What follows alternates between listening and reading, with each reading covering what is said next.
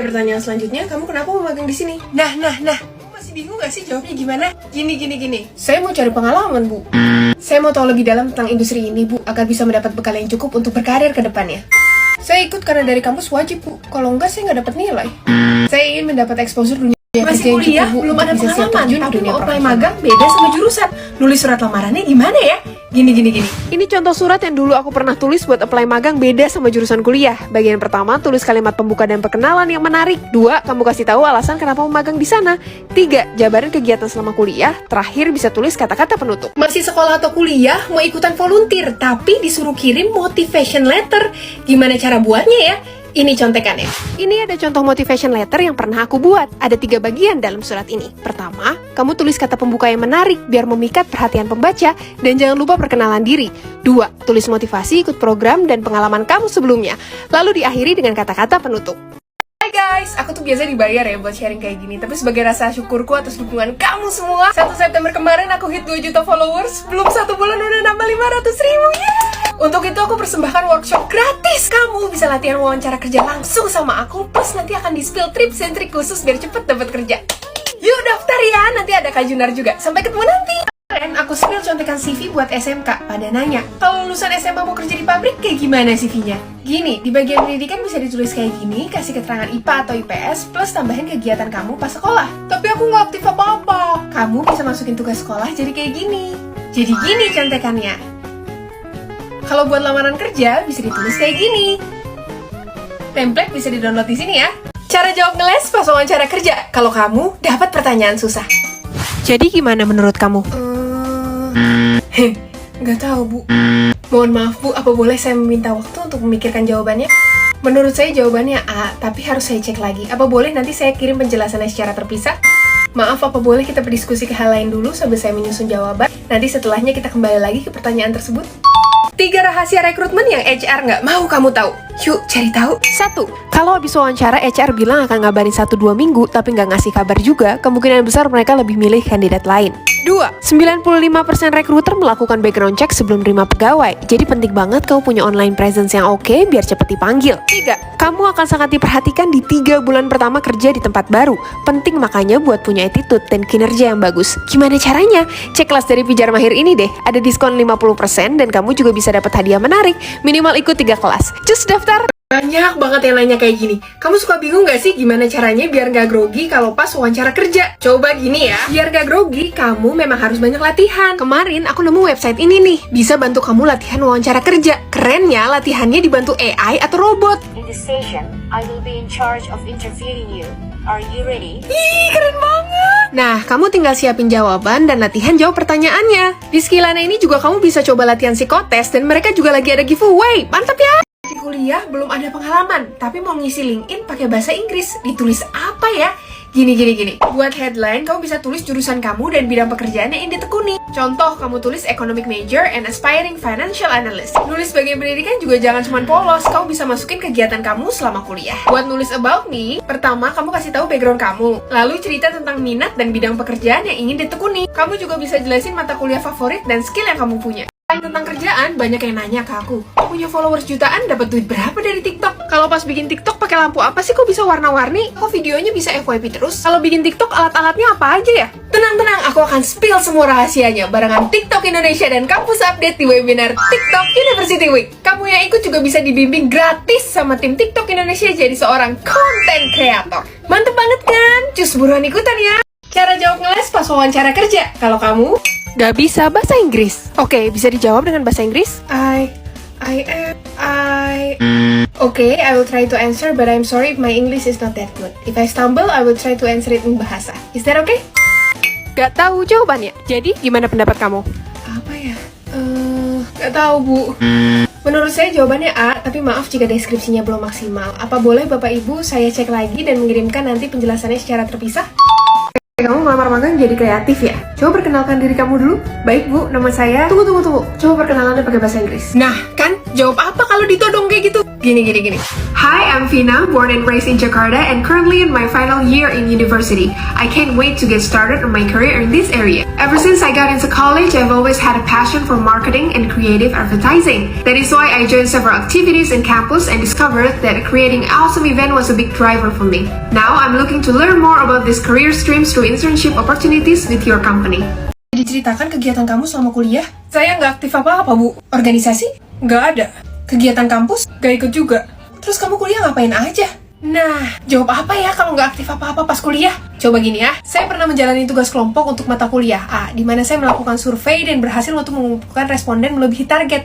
Berkat tugas kelompok itu pun, saya bisa lulus dengan baik dan mendapat nilai maksimal. Kamu semua bisa punya CV bagus kalau tonjolin satu hal ini. Gimana contohnya? Nih, misal kayak Siska Kol. Dia suka masak mewah, bisa ditulis mengelevasi makanan sederhana menjadi hidangan bergengsi dengan pemanfaatan bahan masak terbaik dunia. Suka bikin es krim, mengkalibrasi 10 bahan lokal unik dan tidak biasa untuk menciptakan hidangan penutup. Sering viral, sukses sebagai top kreator TikTok dengan 8,3 juta pengikut dan membukukan kerjasama dengan puluhan brand besar nasional. Jadi mewah kan profilnya? Top, sumpah aku baru nemu satu cara yang bisa bantu kamu nulis CV bahasa Inggris gak usah mikir. Coba bermodalkan Microsoft Word. Hah? Nih lihat, kamu ke Microsoft Word, pilih New Document. Kamu yang bingung mau nulis bahasa Inggris apa di CV, bisa ke Review, terus pilih CV Assistant. Lalu keluar nih kayak gini. Kamu bisa masukin posisi dan industri. Misal kamu ada pengalaman di bidang komunikasi ya. Dan tada, hasilnya kamu bisa pilih salah satu, terus copy paste deh buat contekan dan disesuaikan di CV kamu. Keren banget ya. Kamu tahu gak sih, 70% lowongan pekerjaan itu ternyata nggak dipublish dan hanya diketahui lewat mulut ke mulut. Ini yang sering disebut dengan hidden job market. Terus gimana ya caranya biar nggak ketinggalan info? Gini, kamu ke LinkedIn, terus search, ketik hiring, posisi yang kamu ingin cari, dan lokasi kerja. Kemudian muncul hasilnya, kamu filter by post. Dan ini dia, kamu tinggal pilih lowongan yang sesuai, terus bisa kirim deh pesan ke rekruternya kayak gini. Good luck!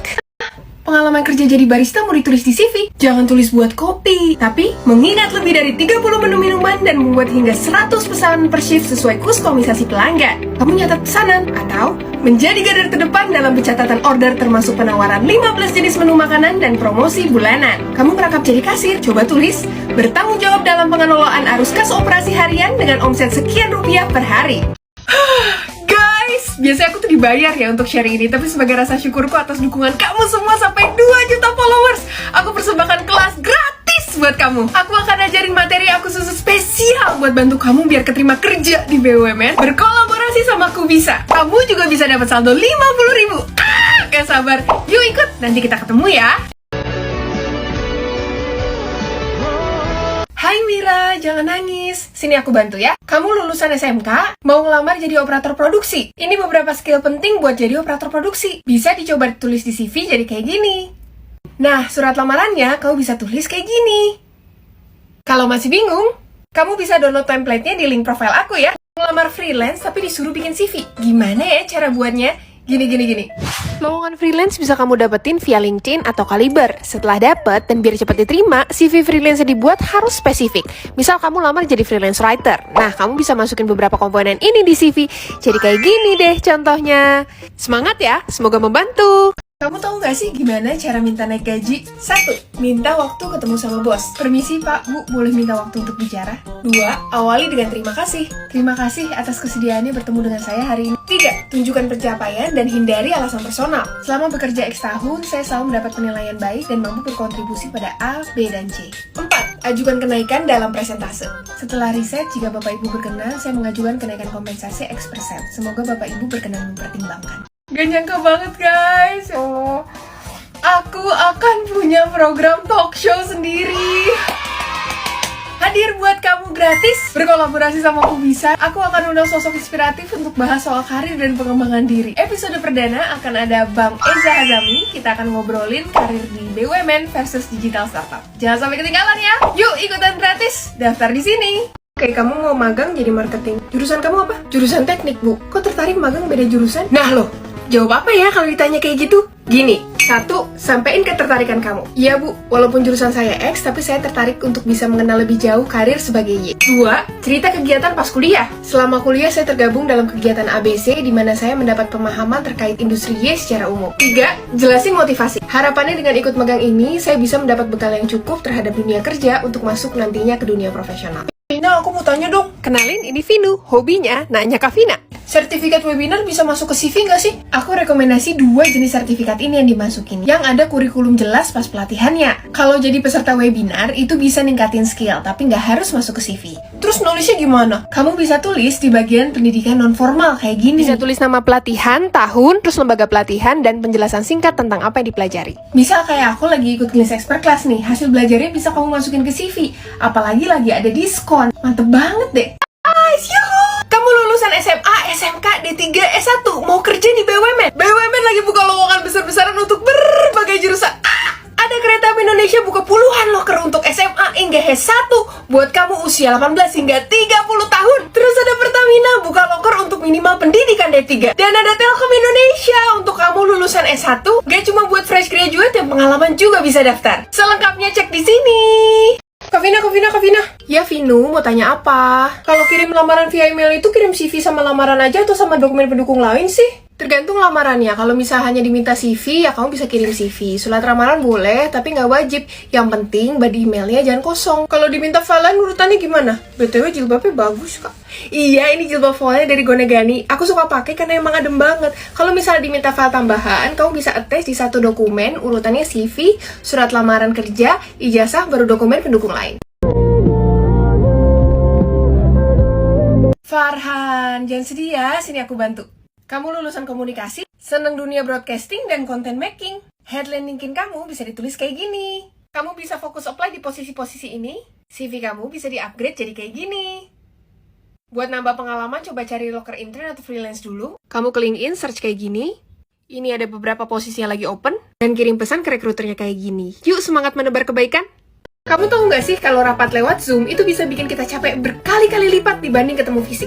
Nah, terus harus gimana dong? Coba gini ya. 1. Coba alternatif komunikasi lain. Kalau pekerjaan itu bisa dikomunikasikan lewat telepon atau WhatsApp daripada Zoom, hal ini bisa dijadiin opsi. 2. Kurangi multitasking. Terlalu banyak mengerjakan pekerjaan di satu waktu malah bikin kamu rentan ke distraksi dan kurang fokus. 3. Ambil jeda waktu. Di antara meeting, ambil 5-10 menit untuk istirahat sejenak atau minum kopi. Ngelakuin hal ini terbukti bisa ningkatin produktivitas dan bikin kamu tetap semangat kerja. Aku stok kopi sebanyak ini buat WFH, masa cuma 50.000 gara-gara beli surprise box-nya kapal api. Murah banget gak sih? Yuk, jangan sampai kehabisan. Caraku bisa punya 3 sumber pemasukan waktu kuliah dan bisa dapat kerja sebelum wisuda. Let's go! Yang pertama, freelance. Teman-teman yang suka bingung nyarinya di mana, bisa coba beberapa website online seperti Kaliber atau LinkedIn. Terus, coba ikut organisasi luar kampus. Dulu, aku suka ikut kegiatan kayak Abang Noni Jakarta. Gak cuma bisa nambah uang jajan, tapi juga bonus jalan-jalan gratis. 3. Investasi. Berawal diajak teman ikut sekolah pasar modal, lanjut investasi saham sampai sekarang dan bisa nambah-nambah cuan. Buat kamu yang minat, sekarang lagi ada TikTok dan YouTube Challenge jadi investor cerdas loh. Hadiahnya puluhan juta rupiah. Info selengkapnya bisa cek di sini ya. Aku punya 3 sumber gaji tambahan walau udah kerja kantoran. Yuk cari tahu. Yang pertama dari ngajar. Tiap weekend aku suka ngisi kelas karir di beberapa kampus negeri dan swasta buat kasih insight soal dunia profesional. 2. Brand partnership. Berkah jadi konten kreator, ada beberapa brand yang suka ajak kerja sama dan bisa nambah-nambah cuan tiap bulannya. 3. Investasi. Awalnya iseng ikut sekolah pasar modal, lanjut rutin investasi sampai sekarang dan bisa buat nambah penghasilan. Mau belajar? Coba deh cek Instagram Indonesia Stock Exchange. Banyak ilmu soal pasar modal buat pemula. Kamu juga bisa ikut TikTok dan YouTube challenge-nya. Mantap ya! Ini aku mau ngajak kamu ikut aku kerja ke tempat rahasia. Hah? Tempat rahasia? Iya, tapi kita siap-siap dulu ya. Bawa laptop dan air minum dulu. Kenapa sih sampai kerja ke tempat rahasia? Sekalian cerita, karena biar refreshing sebenarnya. WFH itu nggak selamanya enak. Setelah 1 bulan WFH di rumah, makin kesini jadi kangen kerja di kantor. Nah, ini dia tempat rahasianya. Aku suka kerja di sini kalau lagi suntuk, karena bisa dapat udara segar sambil cuci mata kondisi di luar. Meski gitu, aku sadar kalau bisa punya kesempatan WFH itu privilege. Masih banyak pekerja yang harus WFO. Kalau kamu salah satunya, tetap semangat ya. Selain 3M, kamu juga harus membiasakan diri untuk memisahkan peralatan pribadi. Lebih baik kita stop pakai dispenser dan sedia air minum sendiri. Kalau lagi WFO atau WFH kayak gini, biasanya aku selalu stok air Nestle ini karena seger dan beda aja rasanya. Apalagi kemasannya selalu bersegel. Kalau kamu gimana? Masih WFA atau udah kangen nih sama WFO? Ini keseharianku, a day in my life kerja di BUMN. Setelah bangun, seperti biasa, aku langsung beresin kasur. Abis itu, aku buang sampah dulu. Hari ini, aku mau mampir ke kantor. Karena masih pandemi, aku nggak full ngantornya. Hanya mau ngeprint dan beresin beberapa urusan. Ini aku lagi nyiapin sarapan. Lagi suka banget makan kroffel sama susu. Terus kita pilih-pilih baju buat ke kantor. Abis itu mandi dan siap-siap. Wah, cerah sekali langit hari ini ya. Oke, kita dandan dan pakai jilbab. Kemudian sebelum berangkat, aku suka cek email dulu sambil cek agenda dan sarapan. Oke, marki cus. Buat ngantor gini, aku suka pakai Grab karena emang lagi ada promo 1000 unlimited. Jadi kalau harus ke kantor bisa dapat potongan diskon dan lebih murah. Pas nyampe gedung, aku tes antigen. Setelah negatif, baru deh bisa naik ke kantor. Urusan di kantor untungnya nggak banyak, jadi sore aku bisa pulang lagi, lanjutin kerjaan dari rumah. Pulangnya, tentu aja pakai Grab bike lagi. Sampai apartemen, setelah bersih-bersih, aku pun lanjut nyelesain kerjaan sampai beres. Oke guys, itu aja. Sampai jumpa lagi. Sehari magang jadi pegawai BUMN Bandara, cek. Hari ini aku akan nyobain jadi pegawai magang di Angkasa Pura II. Perusahaan BUMN yang bergerak di bidang pengelolaan bandar udara di Indonesia. Aku akan kerja jadi staf Bandara Soekarno-Hatta. Nah, pertama kita siap-siap dulu ya. Aku taruh barang-barang aku dan pakai rompi pegawai. Terus, karena bandara ini luas banget, aku akan muter-muter pakai smart wheel nih buat cek kondisi dan bantu penumpang pesawat yang butuh informasi. Wah, ada penumpang nih yang lagi bingung buat cek info penerbangan. Aku minta si bapak download aplikasi Travelin. Selain bisa tahu info tentang penerbangan, bapak ini juga bisa check-in ke semua maskapai sampai booking tes antigen. Setelah bantu si bapak, aku muter-muter lagi dan ketemu ibu yang lagi kesusahan cari gate pesawat. Setelah lihat di aplikasi Travelin, ternyata gate si ibu cukup jauh. Dan karena si ibu lagi hamil, aku pun antar pakai buggy car. Seru banget ya ternyata jadi pegawai magang di sini. Gak kerasa ini saatnya pulang. Sebelumnya aku beres-beres dulu. Buat pulang, aku biasanya sih suka naik bus. Biar gak repot, aku pesannya di aplikasi Travelin. Kamu jangan lupa download aplikasi Travelin juga ya. Nah, bis aku udah dateng nih. Sampai jumpa lagi.